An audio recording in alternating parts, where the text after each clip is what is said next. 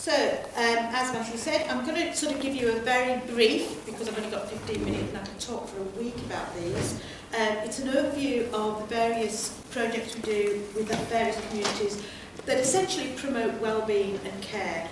There we go, that's one. So, basic questions: what archives are. They are kept because they have permanent and significant value. But what they do is they tell us our history, and by doing so they help us understand who we are. But they are tools, and this is what I'm going to talk about today, that go beyond being the basic evidence for historical research. And as you can see there, those of you who may be not so familiar with archives might just think of them as being sort of dusty documents, parchments, illegible writing, etc. And yes, our oldest record in the University Archive is a piece of papyrus dated AD 1299, but we've got all kinds of records, all kinds of media and formats, through to 21st century digital formats.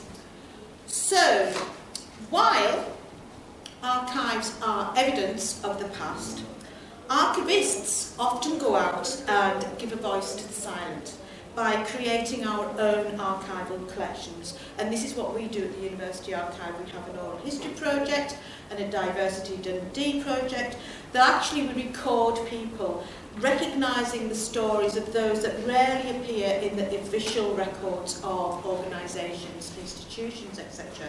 So in this line up here from over there, we've got the jute employee, lots of records on jute industry, but very few about the actual people who worked on the factory floor. We have Bishop Luscombe, who's a churchman of the Episcopalian Church. Again, we have lots of church records.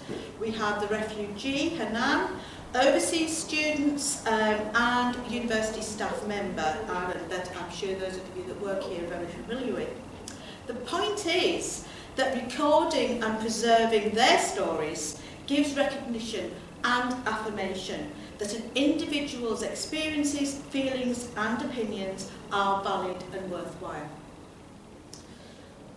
Keeping on the sort of evidence theme, archives can promote better care through formal and important activities. That's a bit of a lame word, but public inquiries. That sort of inquiries that investigate issues of serious public concern. They scrutinise past decisions and events, so we learn from mistakes and don't repeat them. They use, obviously, current and semi-current records, witness statements, and as you can see from this evidence type here, for the infected blood inquiry, lots and lots of archival evidence about what happened. And in fact, what we had a team from the infected inquiry people visiting the University Archive twice to look at our Tayside Health Board records of patients and staff and administration. THB collections, the Tayside Health Board collections, are themselves evidence of care from the early 19th century, certainly the collections that we have.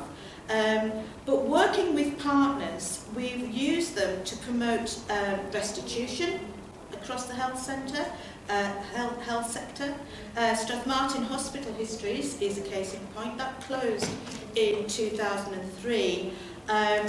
It was initially a school for imbecile children, and when it closed in 2003, the people with learning difficulties that were patients there, the staff that worked there, and the community at Strathmartin, with which it was a part of, all could come together and talk about their experiences and use the archival records to underpin, to remind them of what those experiences could have been in the past. One of the points of the Hospital Histories project was that it was to mend relationships and learn lessons to inform good practice in the future around treatment of those with learning disabilities. Other projects that are very similar, we're using the Tayside Health Board records, include the Dundee Healthy Minds, that was with mental health service users. That was a pilot project developed from working with the nursing people across the university, classes that they'd done with us on mental health care. And again, they used records to compare past and present approaches to treatment and encourage them to tell their own stories for the archive. And that story, so you've got an original case note here, but this is a story of one of the users. It wasn't a traditional archival record that he created. The baseball bat was a piece of a creative response to what he'd been working with, looking at things like case notes in the archival record.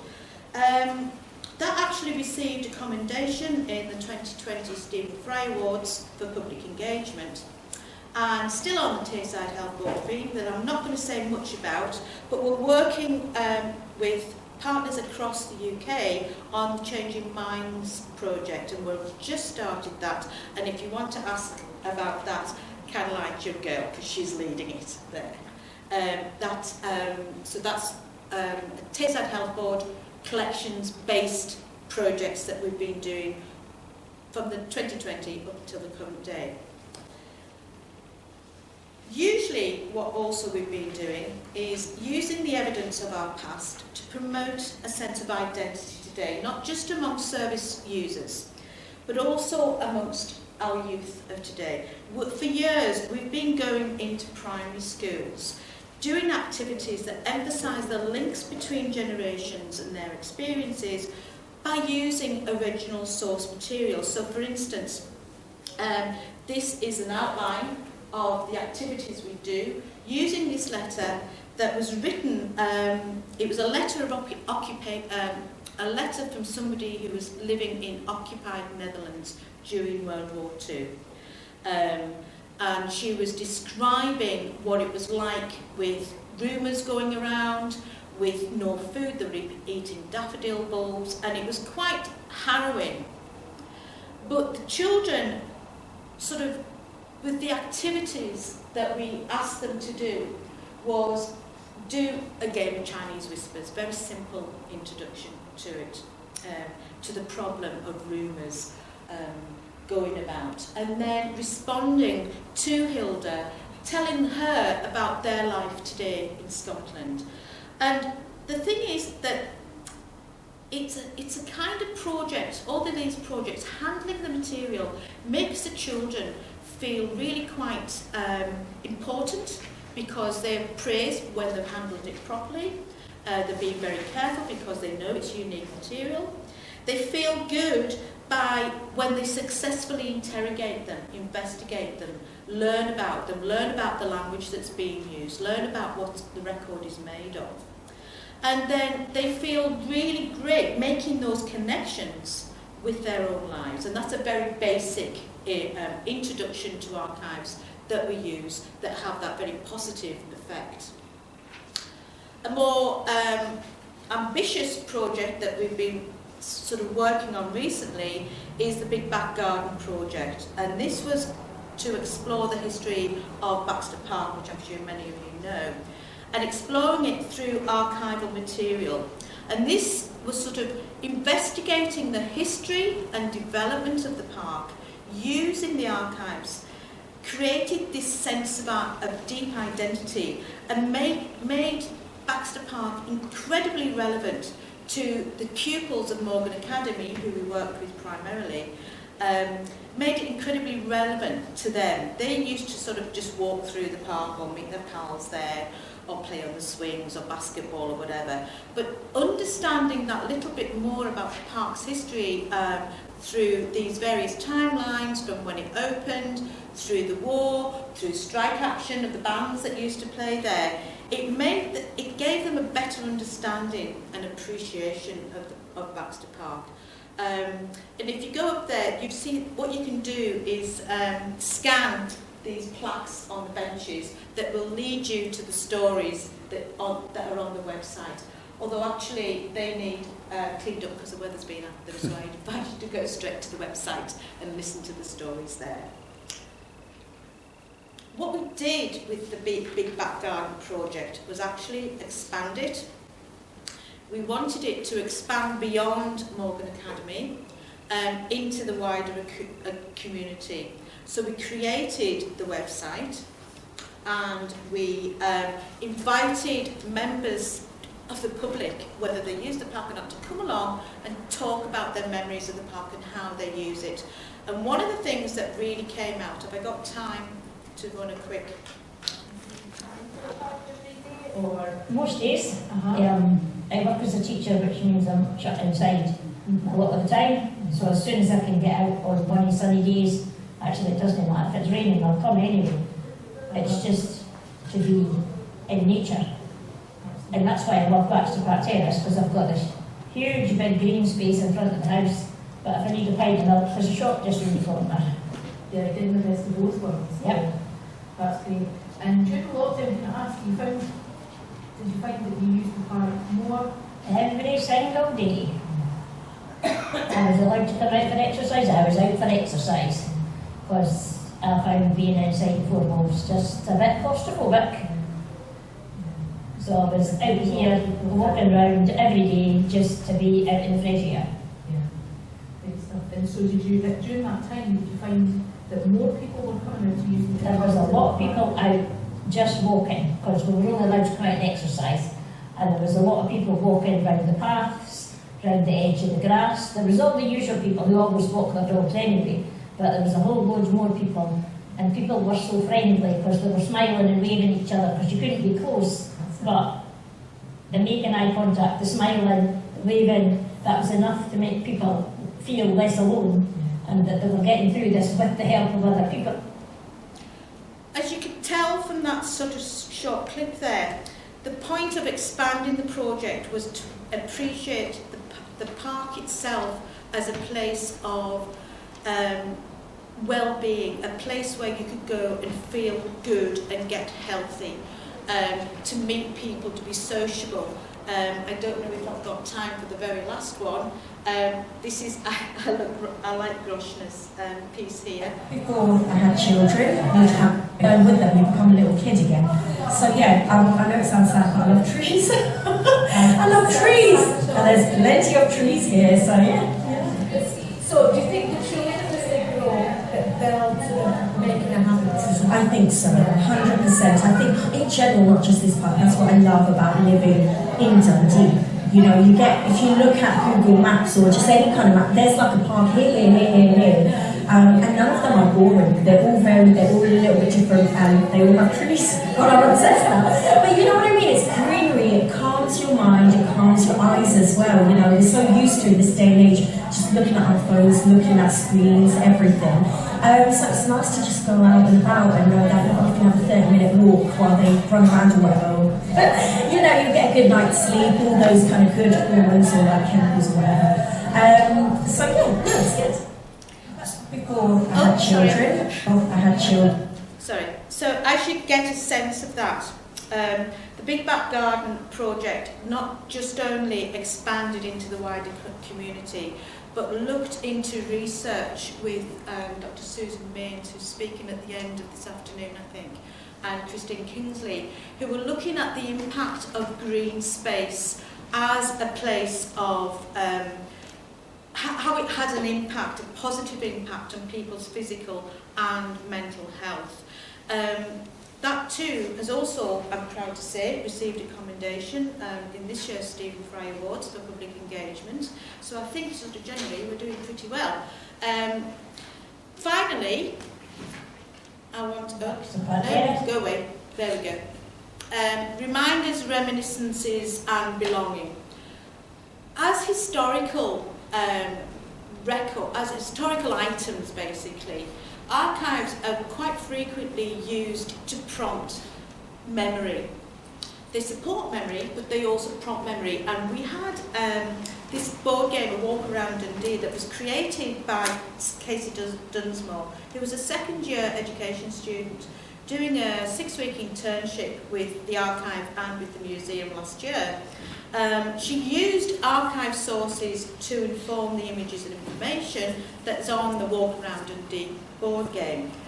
What I should say is that this game itself talking with various elderly people, some people have dementia, is a great prompt. It gets them talking, it gets them remembering, and that in itself is a very sort of positive value.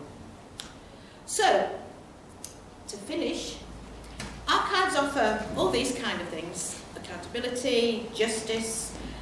They offer provide a sense of some level of care across all our communities, whether it's through the provision of justice, to provide a voice, to encourage personal pride or well-being. Archives are your multifaceted tool, and I'm quite proud to be able to use them. Thank you.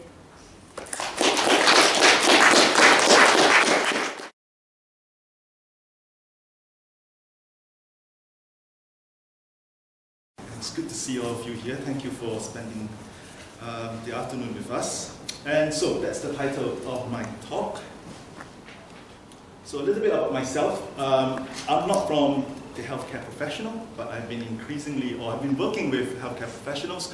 My background is in mechanical engineering, and throughout the years I have been involved in health and well-being. I came here to Scotland 25 years ago and was trained in the Glasgow School of Art as a product design engineer. So I consider myself a designer and an educator. So these are some of the projects that I've done in the past, and they're, besides the one on the top left two-hand corners, which has got nothing to do with healthcare, the rest in some ways have healthcare-related subjects in it. So my talk will be coming from the perspective of design.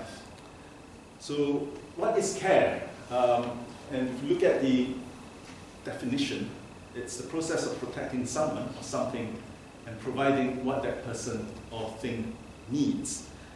So from the definition, care seems like a pretty straightforward or simple topic, but reading about it and reflecting upon it through my own experience, it's not straightforward, as some of my healthcare professional friends and colleagues will attest to. So this is a definition from Catherine Rothenberg and Lynn Seagal from the Care Collective. They are based in Goldsmith, down in London. And this is what their definition of care is. Care is understood as an enduring social capacity and practice involving the nurturing of all that is necessary for the welfare and flourishing of human and non-human life. Care is about individual and common ability to provide political, social, material, and emotional conditions that allow for the vast majority of people and living creatures on this planet to thrive, along with the planet itself. So, if you look further into care itself, and this is a paper by Charles José from Portugal. And the paper is titled, "What Are We Talking About When We Talk About Care?" And this is done in the context of care for older people. And in this review of literature, he identified 14 dimensions of care with additional components within each dimension. So it is a complex concept. I'm not going to bore you with the dimensions. You can get my slides later on and look at it, and maybe even look at the paper itself. But in summary, care is gendered, it's cultural and temporal. It involves our physical, emotional, mental, and spiritual selves. How we relate to it or participate in it may be personal, institutional, and at times forced. Right? Could be a duty for some of us. So care, like all other human practices and emotions, fluctuates and is frequently at odds with other needs and affective states, such as the desire for personal gratification and recognition. Care is also often entangled with guilt or shame over whether care is being done well or even adequately. Indeed, attending fully to the needs, frailties, and vulnerabilities of any living thing is often both challenging and exhausting. So going back to the definition, care is perceived as a responsive act When we care, we respond to the needs of another. It's the actions of care, the things that we do, that are the true articulation of care in practice. What does care in practice look like in a culture of caring? So Wei and colleagues in their paper, A Culture of Caring, the Essence of Healthcare Professionals' Collaboration, came up with this framework. And it gives a sort of qualitative description of what a culture of caring is in healthcare. And frankly, this model is not just applicable in healthcare, it's applicable in all professions. So common themes that you can see up there is respect, not blaming somebody else, autonomy, empowerment, right? That's about shared leadership and responsibility, belonging, humanistic needs, that's about working together with kindness, partnership, team diversity, about valuing team members' expertise. Last one, patient-centered, patient outcomes, taking accountability and responsibility. So this is what the sort of dimensions of a culture of caring looks like. So from the concept of caring, I'll now jump to design and design thinking. So, what is design?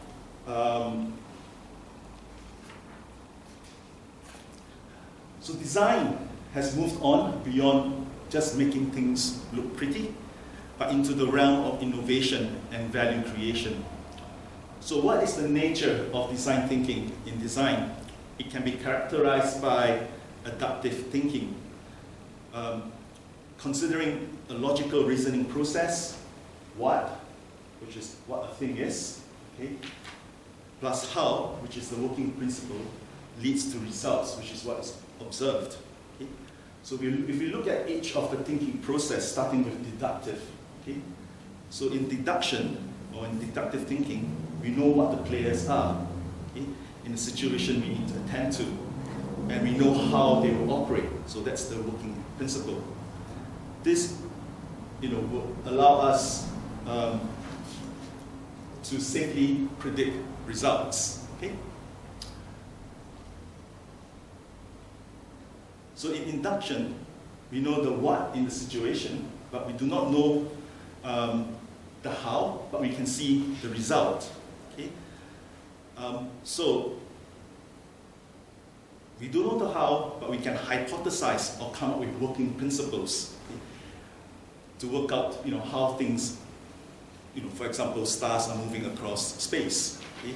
And this is a creative act, right? And this is induction thinking or inductive thinking.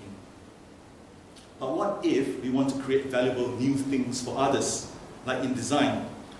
The thinking pattern is adaptive. So we have the what, which is the thing, the how, which is the scenario, and the value, which is the aspired. Okay. And there are two forms of adaptive thinking. The first one is mostly linked to problem solving. So you know the how, you know the working principle, you know what value it needs to bring to society, but you do not know what it's supposed to be, whether it's a product or service. So you get engineers, designers, to come up with the object or the service or the system. All right? So we set out to search for a solution. And then we have the second one, where we do not know what the thing is. We do not know what the working principle is, but we do know what we aspire to achieve. Right? We know what value, what we want to achieve. So a designer will use both a problem-solving approach, which is here, and an induction approach, right? To figure out what the thing is and what the working principles would be. So there is parallel sort of thinking going on. So this is what design thinking is in a nutshell. And design thinking is now used as a form of problem solving. And although originated from product or industrial design, engineering and architecture, it's now increasingly, or it's used in business and in healthcare. And it's an umbrella term that describes the collective processes of innovation and problem solving that is founded on responsiveness to the challenges of individuals, whether they are customers, clients, or colleagues. The value here is placed on meeting people's needs and wants. So design thinking is an approach that prioritizes developing empathy for users, working in collaborative multidisciplinary teams, and using action-oriented rapid prototyping of solutions. And how do we do that? So designers and engineers like to have a roadmap or process or methodology, and this is the one that is often used in businesses and in healthcare as well. So this is the D-School design thinking process, where you have to empathize, so to develop an understanding of the challenge, the people within it, the different stakeholders. You define, clearly articulate the problem you want to solve, and then you ideate, create potential solutions or ideas. You prototype, you make the ideas tangible, models, prototypes, things that people can touch and feel, and then you test it with the people that you're designing for. If you look at the behaviors of design thinking, these are some of the behaviors that I've looked at through various literature. And the most important three things that I'll cover today are the first three. It's empathy with people's needs and contexts, questioning, being inquisitive and open to new perspective and learning, co-creation, collaboration, and embracing diversity. So these are the three components that I'll be talking in more detail. But that's not to say that the others are not important. So what better way to talk about design than to give an example?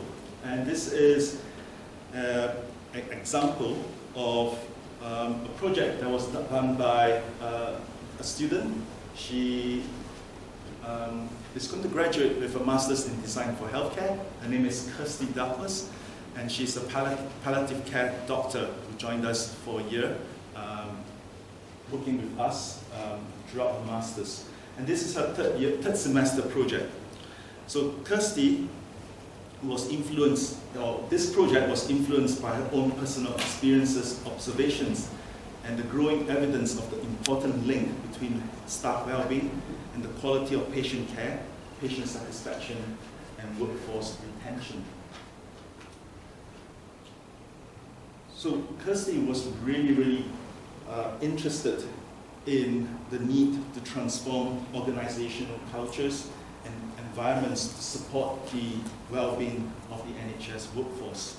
And this is the NHS People's Plan in 2021, showing the different showing the initiative that is needed, to allow the NHS and the workforce to be more compassionate and to be more inclusive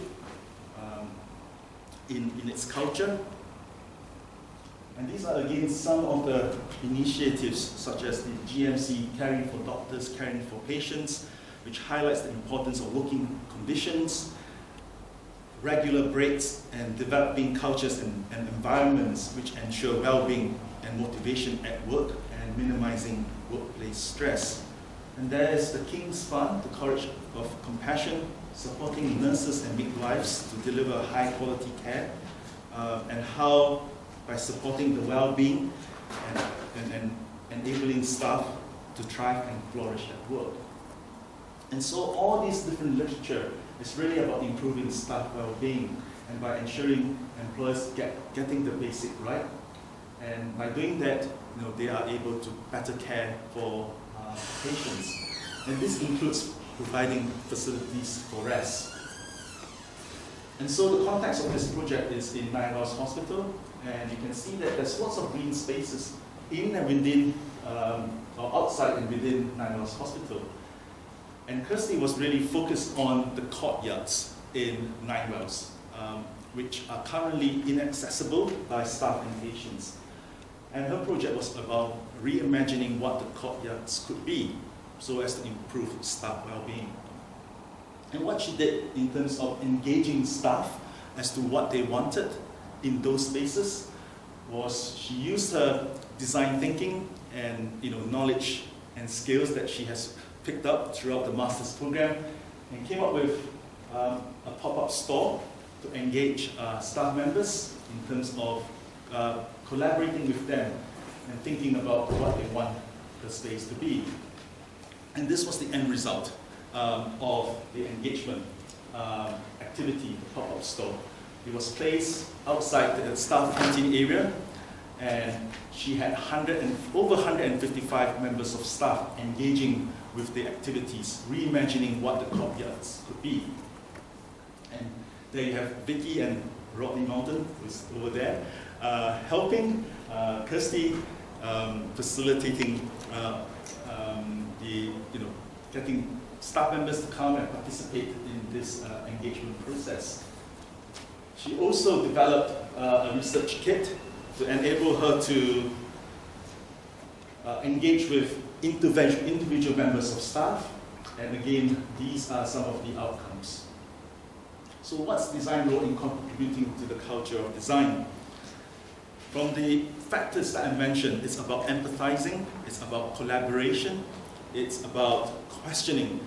These are very, very important factors in ensuring that people could reimagine what the space could be, showing that you care, especially when you ask someone how you're feeling.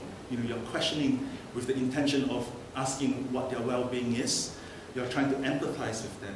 And through this project, I believe that Kirsty has managed to try to empathize with the staff members to find out what they wanted in those green spaces, allowing them to question what is valuable for them, and lastly, being able to be, she was mindful of the design process, crafting those engagement activities with care.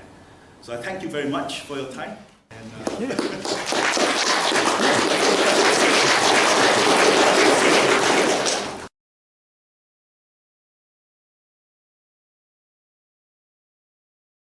Thank you very much, and delighted to be here.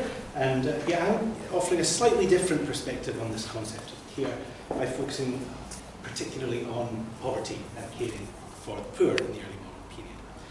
And when we think about people in the past, we often fall into the trap, it seems to me, of assuming that we are more enlightened than they were. We shake our heads at things like slavery, capital punishment, or political violence, muttering sadly about how brutal and brutish were our ancestors. But that, it seems to me, unjustly flatters a modern world that is hardly immune from violence and cruelty. We've seen a very good example of that this week. And it certainly does a disservice to the past, because if you look just below the surface, you'll often find an abundance of kindness, empathy, and compassion among people of the past. And nowhere does it seems to me, is that more obvious than in the care of the poor. Now, the modern welfare state is a marvel, but the regular recurrence of moaning about benefit scroungers and other such complaints reminds us that it has not freed us from hostility and suspicion towards the poor. Conversely, the lack of a comprehensive safety net in times gone by did not mean that poor people were simply thrown onto a human scrap heap. With that in mind, what I'd like to do this afternoon is to think briefly about Scotland's first formal system of poor relief, which took form in the early modern period, roughly from about the 1550s to the early 18th century. In doing that, we'll see that yes, Scots in the past often did deploy uncomfortably harsh rhetoric towards the poor and towards people and towards the concept of poverty. But that didn't stop them from developing a range of mechanisms for providing care and support. So, care for the poor in the early modern period was shaped by changing ideas about poverty. Throughout the Middle Ages, the poor had been seen, at least on paper, as an integral component of a Christian society. valued, if nothing else, as subjects upon which more elite people could practice Christian virtues of piety, kindness and charity. At the same time, of course, poverty was associated with holiness, which is why it was regarded as a way of getting closer to God, freeing oneself from worldly distractions, which is why, of course, the monastic orders of the High and later Middle Ages often required strict vows of poverty from their brethren. From the 16th century onwards, however, and particularly after the Reformation, ideas about the poor began to change. And the foundation stone of early modern attitudes was a conceptual division between the deserving and the undeserving poor, terms which I'm sure we've all heard before. What that meant, in a nutshell, is that there were thought to be two distinct types of poor person. The deserving poor were those who were poor through no fault of their own, perhaps because of widowhood, age, disability, something like that. The undeserving poor, by contrast, were poor because of their own deficiencies, usually because they refused to do an honest day's work. And central to that idea, to that distinction between different types of poor, was the concept that poverty could only happen, or could happen only and exclusively as a result of not working. It was associated inherently with idleness, and therefore you could only become poor if you didn't work. Either, or rather, the inability to work and therefore the experience of poverty was rooted in some kind of personal or moral flaw, either self-inflicted, as in the case of the undeserving poor, or in the case of the deserving poor, through genuine misfortune. While this conceptual schema allowed for some sympathy towards the deserving poor, it resulted in little but loathing for those undeserving poor people. And we can trace that clearly in the way that Scotland, like other countries, dealt with beggars. You see, there's one of those in the middle of the screen. Now, begging was seen as a legitimate mechanism for the deserving poor to solicit aid. And as a result, many Scottish communities, particularly urban communities, tended to operate licensing systems, giving out badges, tokens, special clothing, or other such items to people of the deserving poor who were given the right to beg for alms in the street. But that was offset by massive paranoia about so-called sturdy beggars. The sturdy beggar was a stock character in early modern discourse and in early modern literature. And it was somebody who begged illegally despite being physically able to work. They were figures of widespread hatred and, as we'll see in a moment, perennial targets of poor relief legislation. And that dichotomy, I think, between the licensed and the sturdy beggar is a nice microcosm for wider early modern thinking about poverty and about the poor. Nonetheless, that binary distinction was clearly under threat as the early modern period progressed. And partly that was down to demographics. Steady population growth throughout the 16th and 17th centuries in particular increased pressure on Scotland's scarce resources, and that was made worse by generally high levels of inflation and low levels of wage growth. Add to this periodic economic shocks, particularly serious famines in the 1620s and 1690s, and the result was the slow emergence of a new type of poor person, often called by modern scholars the labouring poor. These were people who worked, but were nonetheless poor and in need of additional assistance. And they presented a problem to the early modern mind because they didn't fit into either of those categories of deserving or undeserving. As I mentioned a moment ago, if you worked, it was not supposed to be possible for you to be poor, and yet these people were. And acknowledging their existence, let alone responding to it, proved consistently difficult throughout this period. The result of all these intellectual currents was a noticeable problematization of poverty and the poor throughout our period. The medieval ideal that the poor had a legitimate role to play in society was replaced by a vision of poverty as a threat to social stability and of the poor as lazy, wicked brutes. And that was all summed up in the laconic comment of one northeastern minister, whose name I sadly don't know, in 1697, who wrote that the poor were, quote, the scum and refuse of the people. Such caustic thinking had always, of course, been attached to the undeserving poor, but that was largely because they were regarded as frauds, not real poor people. This new attitude tended to be applied much more widely and was more firmly rooted in the fact of poverty itself. It followed from that if you were going to provide care for the poor, it was imperative that you did so in a way that was highly selective and did not encourage the inherent wickedness of poor folk. So let's think about the mechanisms of care, having looked at the intellectual underpinnings of it. And the most obvious mechanism for providing care to the poor was, of course, the Poor Law. Scotland began trying to develop a formal system of poor relief from the 1570s, when legislation was passed to develop a secular system based on local taxation. It quickly became clear, however, that this model, which was largely copied from England, wouldn't work in Scotland, so by around 1600 it had been almost completely replaced by a system run by the church and paid for through voluntary contributions, usually during Sunday services. In this structure, each parish functioned more or less independently, so that from one perspective there isn't really a poor relief system in early modern Scotland, but 900 odd separate poor relief systems.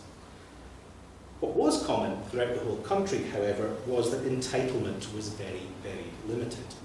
Relief was only supposed to be provided to the deserving poor.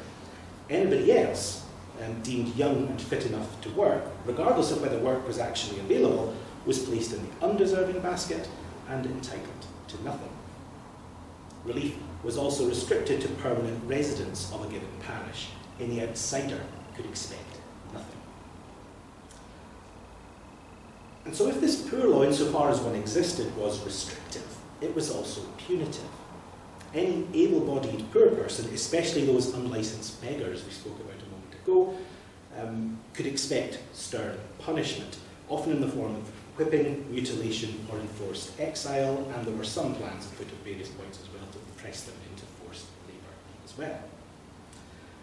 As a result of all this, Scottish poor relief has traditionally been castigated as mean and inadequate. But some more recent historians, such as John McCallum and Chris Langley, both of whose work I recommend highly, having studied ecclesiastical records in depth, have pointed out that practice did not always match theory. There are in fact plenty of examples of poor relief being provided to people not technically entitled to it, especially migrants falling ill while passing through a given parish. And really, that kind of makes sense. The ministers and church elders responsible for doling out relief were all Christians, and more importantly, were all human beings. And it's surely not much of a surprise that when face to face with a destitute person in urgent need, they often chose to show care and compassion over and above what the letter of the law prescribed.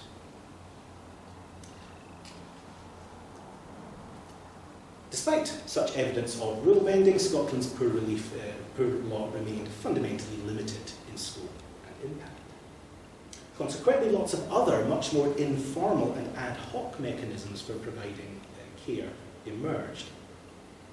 Wealthier people, for instance, often left bequests to the poor in their wills, as was done, for example, by Thomas Mitchell, a former provost in Aberdeen, who provided £500 for the relief of that town's poor in his will from 1721.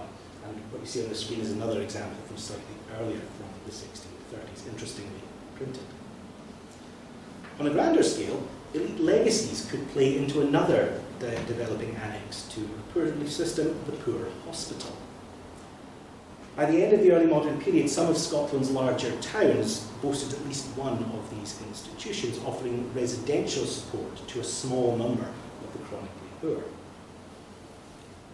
Hospitals for the poor, forerunners perhaps to the poorhouses of the Victorian period, were generally only established when some local grandee provided funding. And probably the most famous example is this gentleman here, the fabulously wealthy jeweller, George Heriot, who upon his death in 1624 set aside several £1,000s for the establishment of an almshouse for the poor in Edinburgh. The resulting institution slowly evolved, rather ironically, into George Heriot's School, one of the most prestigious and exclusive fee-paying schools in Scotland. A hospital for the poor, it most certainly no longer is. But when we're talking about caring for the poor and with the structures of the formal poor law, the most important mechanism was probably informal individual support. Often this would simply involve family members pitching in to look after a needy individual, which was a fundamental societal expectation. The elderly parent living under the roof of their adult child seems, for example, to have been a common sight. But informal relief might take a wide range of other forms, such as nursing the sick, sometimes through living care, fostering orphans, providing free meals, especially if you were a nobleman adhering to customs of elite hospitality, and providing temporary accommodation to needy strangers. Here in Dundee, for example, a man called James Landsman allowed a stranger called Mary White to lodge in his byre throughout the winter of 1684-5, an act of charity for which he was in fact sternly rebuked by the Kirk Session, which suspected that White was an immoral woman. Interpret that phrase however you wish. Landsman presumably extracted some kind of payment for his largesse, but the point for our purposes is that this was exactly the kind of ad hoc, unsanctioned support which poor people in early modern Scotland very often relied upon, but which was emphatically not part of the formal poor relief system.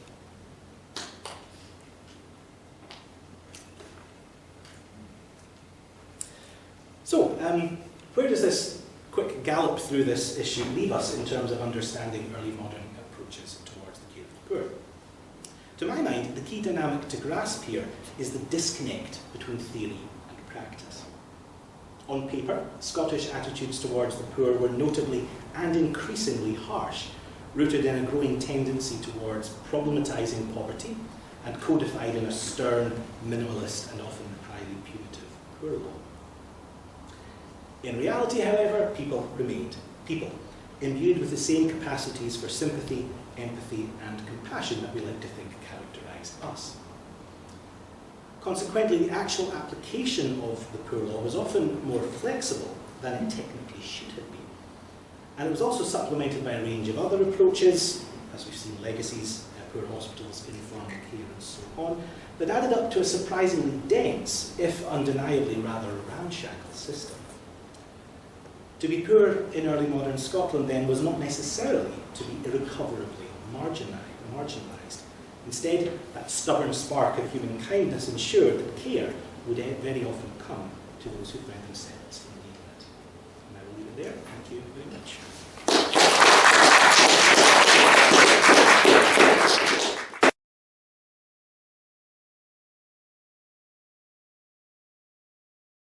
So, lovely to meet you all. So, just a wee bit about me. I am background. I've worked within NHS Teesside for about 30 odd years now, and I'm by trade a critical care nurse. And for the last 13 years, I worked within the School of Medicine and have a real focus on leading the healthcare improvement curriculum. I collaborate regularly with Duncan the Jordanstone and work with Chris, who's already spoken, and Rod, who's in the audience. And my main interests are looking at empathic approaches to sort of improving healthcare, looking at sustainable healthcare, very much focusing round about kindness in healthcare, and also green health, so touches on some of the other things some of the speakers have actually spoken about today. And very much, my talk is really probably because I am in the heart of the NHS and work within the NHS, that really for us the pandemic really brought about, really to the forefront of the need for all of us to look after our own physical and mental well-being and that of others. And I think it was there before, but not as much. But the reality is, sort of, healthcare staff look after lots of people, but actually they're not always very good at looking after themselves. And they don't always take time. And Chris sort of used this image as well And the culture within healthcare has been previously that if you were sick, you went to work. That there was not, it was not that you looked after yourself. You just got on with it, and that was what cultures were like previously. But things are starting to change. So within the School of Medicine, we have probably about over 1,000 medical students who are in undergraduates. And for us, a strong theme through our curriculum is looking after their well-being. They need to develop skills to look after themselves, to then be able to look after others. So part of the area within School of Medicine I lead is called healthcare improvement. And there's traditional aspects to that, and then there's areas that we probably have moved into over the last sort of 5 years. So healthcare improvement has really focused around about patient safety, improving care, looking at person-centredness, looking at human factors. But probably, particularly over the last 5 years, we have very much focused efforts around about designing healthcare and working collaboratively with Duncan and Jordanstone, looking at realistic medicine, looking at sustainable healthcare, a lot more in the area around about health inequalities, and also service learning, which is very much sort of engaging with communities. And we have lots of different opportunities within our curriculum that students can get involved. And these are working with hospital teams, teams within general practice, but also third sector and organisations and charities. And we work with quite a wide range. And this really gives our students a real insight into these organisations that complement sort of healthcare and what we, in a sense, give back. So for me, it's always, working in the NHS, it's always a two-way thing. It's all, my relationships have always been built on this reciprocity. I will help you, and at some stage you will help me. And that's sort of, there's an underlying culture for many people that's how we work within the NHS. And many people within the NHS will go absolutely above and beyond. It's sort of an unwritten rule that when you work there, you will work lots of extra hours, you will give back, you will go and do extra things. And that's not just for the people you're working with, that actually makes a big difference to the satisfaction you get out of your role as well. So for our students, they have 4 weeks within the curriculum that they will focus in on healthcare improvement, and they will work with an organisation for 4 weeks to help that organisation with a challenge that they have. So I see sort of our students as a manpower, in a sense, as a resource to help lots of different organisations who have wanted to do things but just are that busy delivering the things that they're doing that they've not had the opportunity. And our students will be supported to work with these organisations to help them with a challenge, and they will use improvement or design methods. But particularly over the last sort of 4 or 5 years, we have had a lot more focus round about sort of culture and art, and many of our students, when they start within the School of Medicine, when we interview them and they go through the multiple hoops to get into medical school, are very, very creative people. We sometimes find the other end, at the end of 5 years, they're a lot less so creative, and what we want to ensure is that we bring that creativity back. So we had been working with, we'd had some conversations with the V&A, and the V&A as an organisation are really interested in wellbeing, and really wanted to look at creating the space within the V&A as a sort of wellbeing space, and wanted to try and invite people into that space who wouldn't normally come into that space. So the challenge that was posed to our students was around about creating wellbeing trails within the V&A. And we did this was a collaboration with our undergraduate design students and our medical students. And they worked alongside the V&A, and they were to create a wellbeing trail. And we had 3 groups that were mixed with different designers and medical students. And the three groups came up with very different trails, and the V&A actually supported, they funded all of the trails that were created, and that wasn't in the brief to start with. So what the students did, so the first trail, which is called Labyrinth, this is the trail here, and I've brought some copies. This trail was created because when we did this, we were in the midst of a pandemic, and we had students, the students' mental health at that point in time was a lot worse than it had been before. And the students realised that they wanted to create a trail for students in the city of Dundee. And part of this, the creation was not just in collaboration with the V&A. We worked alongside our social prescribing teams within Dundee to look at how did we create a wellbeing trail that actually really supported people. And this trail was quite an independent trail, and it was launched at Welcome Week for all of our universities and colleges within Dundee, to say to students, we would love you to come into the V&A space, and here's activities that you can do. So through the trail, the students took time to look at who the users of the service were, spoke to lots of different students to say, what would you like from this? And then created a sort of a trail and tested that out and got lots of feedback round about it, and then spent time with one of the designers in the V&A to actually take it to the next level. And as a result, the trail was launched at Welcome Week, but also the trail is a trail to take you through mindful activities, and there's a Spotify playlist that goes alongside this. But actually we realised this trail wasn't just for students, and many of our NHS staff members and people who attended the V&A actually use this trail as a different form. You've maybe been to the V&A before, but actually you might look at it from a different perspective using this trail. So I've brought a few, and I'll leave them at the back, so if anybody wants to take it, and the next time they're at the V&A, they can use it, you're more than welcome.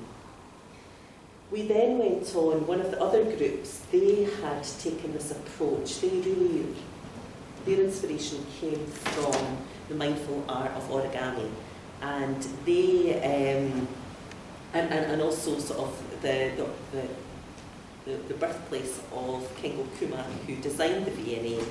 And they really wanted, this trail was really focused in on people who were socially isolated, who found it more difficult to come out of their houses and had challenges, mental health challenges. And it was broken down into three areas. The first area was very much focusing in on the outside space, so the garden spaces round about the V&A. The second trail was very much focused on the water spaces, and the third trail was very much into the V&A. And in each of these booklets there's different activities, but also there is instructions to create an origami structure. So the garden space is a lotus flower, the water space is a boat, and then for the indoor space you create a spotty dog and take that spotty dog around the trail. So what was really good about this trail is with the V&A, when we launched it with lots of different community groups, so lots of art groups, lots of mental health charities, lots of gardening groups, the NHS, universities. And this was a trail that, there's a lot more work and it was a lot more expensive to develop, but this was a trail that we wanted organisations to say to the people who access them, this might be something that you would like to do. And what we found, there's a programme in Dundee called Branching Out that our countryside rangers support people with chronic mental health. And the programme's a 12-week programme getting people out into nature. And they use this trail with the groups that they had as a way of trying to get them to become a wee bit more independent and getting them out to follow through sort of a trail on the outside, around about the V&A, and trying to introduce them into other spaces. And we got some really good feedback from them. So working with the V&A, it probably allowed our students to be a lot more creative, and probably for us as educators, what we learned was our students loved going into different places. And we are not, as a school, our students don't stray that far from the medical school. And now, probably within a lot of our teaching now, we will go to the McManus Gallery and we'll do creativity sessions. We'll go to the Botanic Gardens, we'll go to the V&A, and we will try and take our students out. And it's like they're on a school trip, and they love getting out into new spaces. And just actually, some of them stay in the heart of Dundee and have never visited these spaces, and just opening their eyes up to the culture and the history that Dundee has. So our School of Medicine, these pictures are very new pictures. Our School of Medicine is in the heart of 9 Wells Hospital. It has had a very clinical look for a long time, so white walls, blue flooring, not much else to it. And we know, like, our hospital environments are very much designed for function, which is at the forefront, but we haven't always considered that caring element as part of these environments, and how do we make people feel when they come into that environment, and how does that environment make them feel? And I think through the School of Medicine we've started to try and do some of this, that we have got colour and we have got interest, so we have a labyrinth, but we have beautiful artwork probably through the hospital and within the medical school. And this probably led on to a further project that we did with the Medical Museums team, round about introducing them to art and culture, but through a wellbeing trail. And this is like Matthew, just as we came in, it's just hot off the press. So these things we do, so this was another student project, and we worked alongside sort of the Medical Museums team and actually engaged with the people who would use this.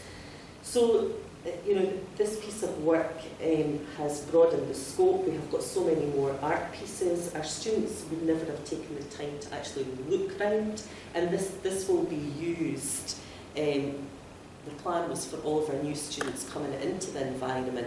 As a result of the work that we've done here, we've just set up an arts and cultures group that will be led by our students to look at what are they most interested in and how can we support them with those areas. I think Jan mentioned about, you spoke about the sort of the Big Back Garden project, and probably another area, thinking about sort of caring is very much an area I have an interest in round about green health, and this is an area probably since COVID has been so much more probably on our agenda. And the Royal College of Psychiatrists created this lovely infographic on your left-hand side, and very much looking at, if we look after nature, nature will look after ourselves. And there is this concept of our natural health service, that for us, connecting with nature is so important.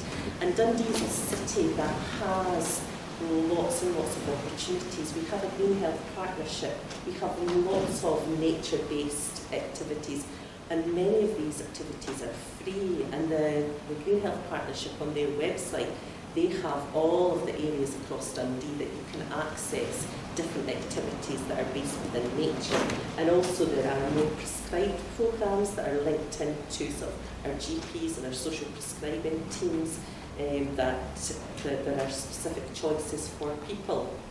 So as a result of this, and looking at caring, coming back to caring for our students and for our staff, within the medical school over probably the last year, we have been greening up. We've been trying to come away from those really bland clinical environments, and all our classrooms now, we have plants in every classroom that has windows. We have a team of students who look after the plants. We have, rather than sports afternoons, which students can do, we have garden afternoons, and we have a beautiful community garden that is at the back of the hospital that anybody can visit. That we have lots of volunteering, we have free yoga sessions, mindfulness sessions. So what we're really trying to do is connect our staff in the hospital, our students and staff in the university, to come out and use this space. And we have, over the last 2 years, been working with Eden, and we've put in 2 wildflower meadows into our site. One that actually wraps around the medical school library building. So if you're a student studying in that building, what you look out onto is a meadow of wildflowers. And we are involved, some of the examples of the sort of more cultural and arts projects, we do a lot of green health projects. And Kevin at the back from the Botanic Gardens, we've done a number of pieces of work with him around about green health and sustainability. So Matthew, I've had the nod. Hopefully that's given you a wee bit of a flavour of some of the different things that we're probably doing within the School of Medicine, which traditionally we would never have got involved in. And it's just opened people's eyes up to that connection between art, culture and actually caring as well. So thank you.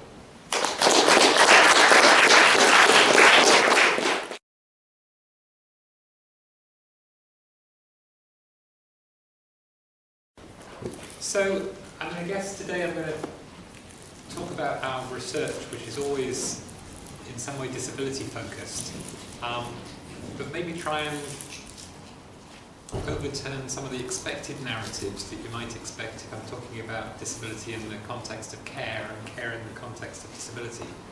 So instead, I've entitled the talk Caring About the Details, the Culture of Disability, and I'll explain a bit more about it through the talk. I'm part of a group called Studio Ordinary that are based in Duncan and Jordanstone College of Art and Design, although we also have members in the School of Humanities, Social Sciences and Law.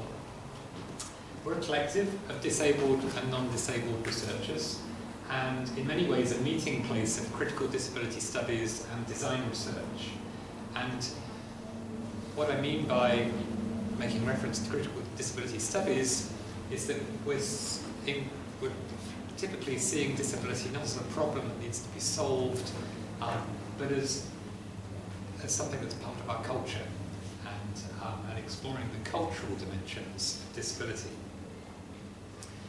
And so our role is often, as much as anything, to help change the conversation around disability, in the way that this programme, this Radio 4 programme, hosted by Peter White, does the same thing in its very title. The fact that White's called the programme No Triumph, No Tragedy is this loud signal that this is not going to be about the narratives you might expect in a radio programme about disability. And with a similar goal, but using design rather than media, our role is often to help change the conversation around disability. One of the first projects which we did that with was called Hands of X, and it was about exploring alternatives to a medical model of the design of prosthetic hands, but at the same time without resorting to sensationalism or technical triumphalism, if I can call it that. So it wasn't about superheroes or Terminator, but at the same time it wasn't about imitating a hand that may never have been there at all in the case of someone with limb difference. But what could it be instead? So one of the ways that we explored that, as you might expect, is we explored it with participants, some of whom had limb difference themselves, others were just interesting people because they were designers or artists or clinicians or engineers or material scientists. This is one of them. This is Andrew Gannon, who's two of those things. He has limb difference, he's a prosthesis wearer, but he's also an artist based in Edinburgh. And we co-designed hands that went on to be the prototypes in the final designs. But we were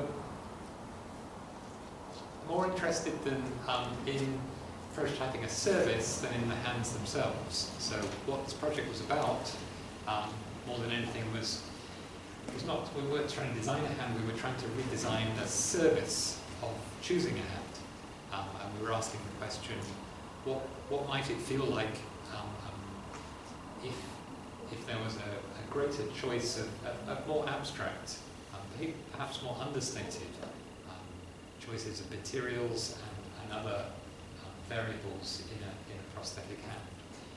And towards the end of the project, we went to the extent of prototyping the experience of a speculative hand service, not in an eyewear, not in a limb fitting centre, yes, in an eyewear retailer instead. And we did that for the reason that the context worked very hard for us in this case, because we wanted people to bring the expectation that they might bring to an eyewear retailer, a glasses shop,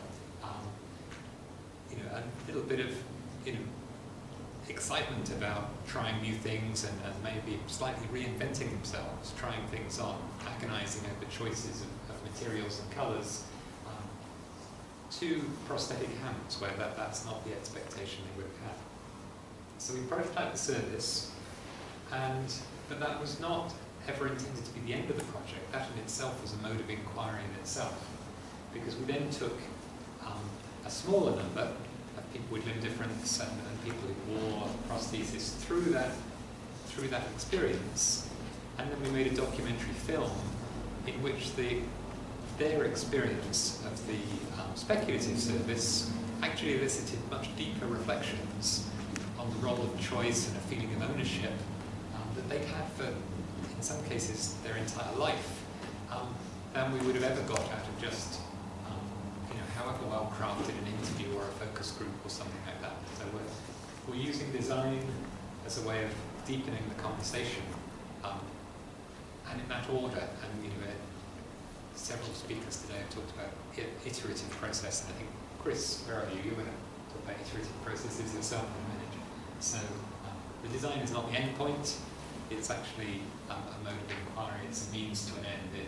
It draws out deeper insights. And I guess in a similar way, the project, the last manifestation, the most recent manifestation of the project was an exhibition at the DNA Dundee. Soon after that it had been opened. And again, it was definitely a piece of public engagement. It was about disseminating the work to a wider audience, but we also used it to engage the public visitors, whether they were disabled or healthcare professionals or neither of those things. And so it became a site of research in itself, and we harvested some very interesting insights into the way that people thought about the choice of a prosthetic hand at the moment and how that might change. And I'm going to show a film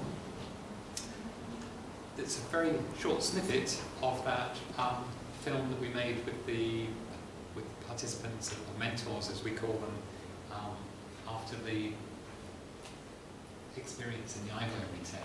So, if I can work a PC. Hands of X. Orderly rows of small square tiles sit in slots on a dark table, resembling piano keys in an earth tone palette.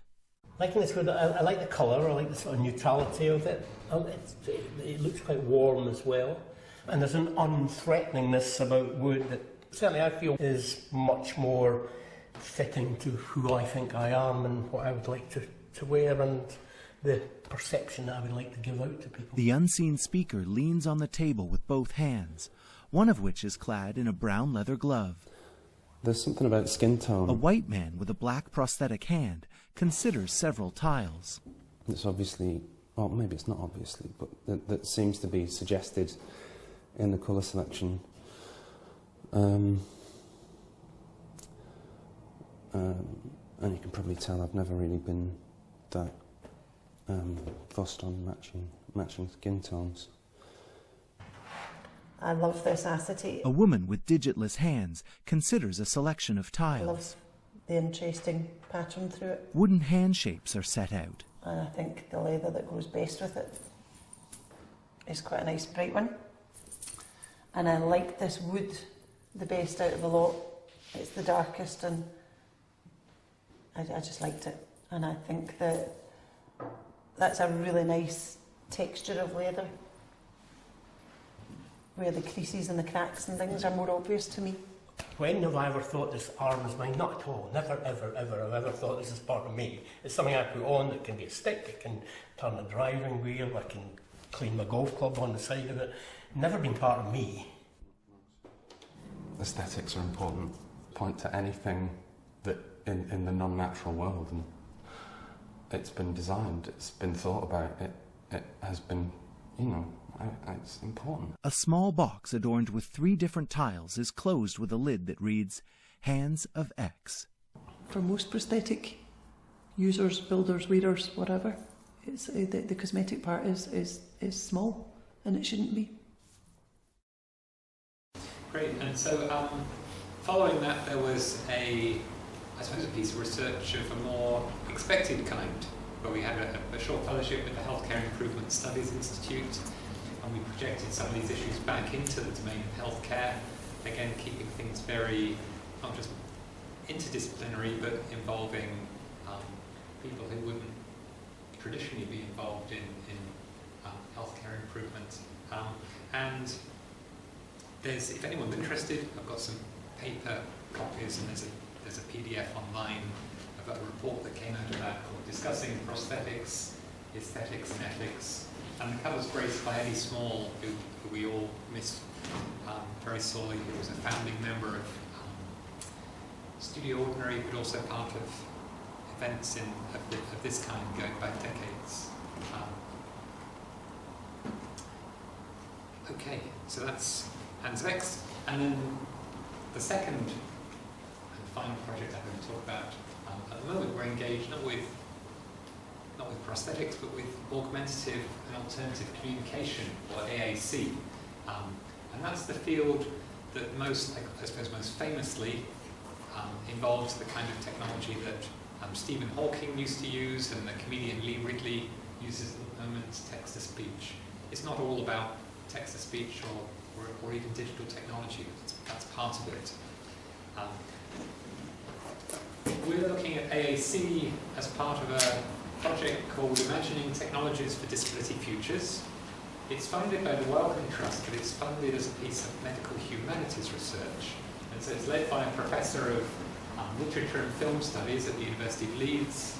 It's looking at all kinds of things, robotics and prosthetics and things, but as I say, in Dundee we're looking at AAC. If you were to, and we have asked people about the future of AAC, you'd be forgiven for thinking that's already decided. By far the most dominant story and prediction in the media, including this front page story in The Guardian a few years ago, is that some of the exciting work going on in San Francisco and elsewhere will result in brain-to-speech implants I think that the catchphrase they use is to deliver speech at the speed of thought. And that's obviously very exciting work. We're not challenging that. There's probably very little we can contribute to that. But we are choosing to work with people for whom that isn't necessarily the future they even want, even when it does arrive and even if it is affordable and accessible. One of those is Lateef McLeod. He's a poet. He lives in Oakland, California. And I guess one of his poems is quite upfront about this. It includes the line, "I don't need a doctor to come up with a cure. I'm all right." And so with people like Lateef and other mentors, we're exploring, okay, if the future for you is not something that effectively cures your complex communication needs, and yet we know that richer communication and conversation and social interactions and more agency within those situations is something that people who use AAC do sorely want, then what might the future look like instead? We'd like to imagine alternative futures for AAC alongside the ones that are already underway. And it's really important to be exploring those with the people who use AAC. 2 minutes to go. Okay, I better move on. This is one of our mentors, Jamie Priest, and I think Jamie's been fundamental in putting the issue about the ownership of the technologies right at the centre of what we're doing. And I've got 2 minutes left, so I'm going to show a 2-minute film that has our group of mentors discussing that very issue of ownership.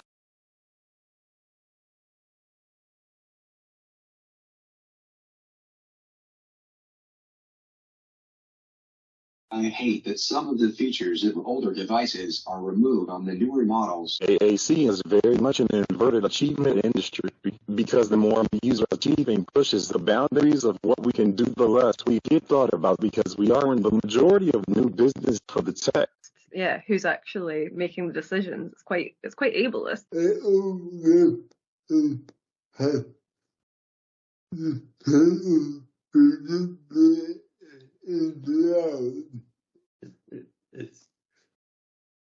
It's good to have people with disability in design.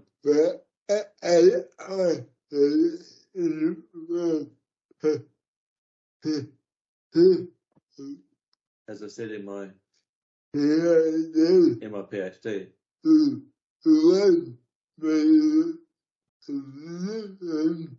The one making the decision. Are bloody able-bots. Just we need more AAC users in executive positions because you see other disabilities in executive positions at companies that matter to their community but not AAC. Do you feel that you're being listened to by people who actually affect the change? This is the thing that's very important, isn't it?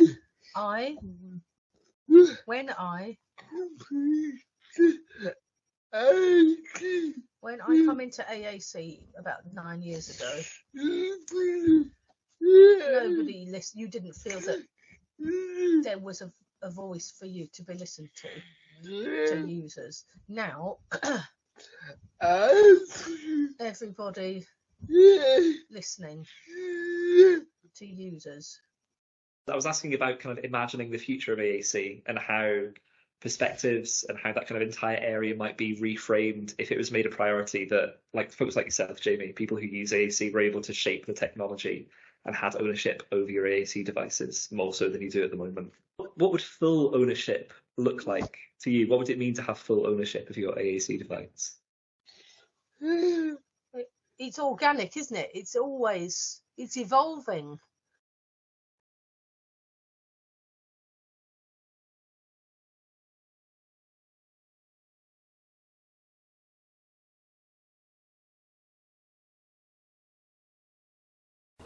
I'm sorry, I can't not take 10 more seconds to just a shout out for my amazing research team. So Katie Brown is a doctoral researcher and research assistant. She's looking at collage as a way of eliciting deeper conversations about future AAC. Finn Towns-Gray, an interaction designer and research assistant who's making objects with Katie that embody some of these quite esoteric issues around conversation, so that people can have a conversation about them.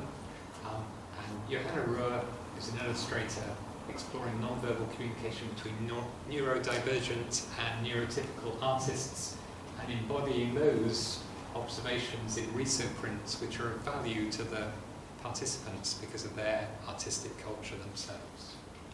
Thank you.